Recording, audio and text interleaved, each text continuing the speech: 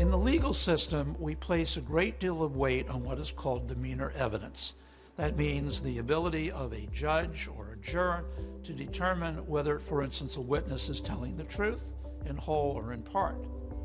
Really, really hard to do that on one of the standard video conferencing applications. This allows you to pretty much do exactly what you'd be doing if that person were physically in the room. And that is the proverbial game changer.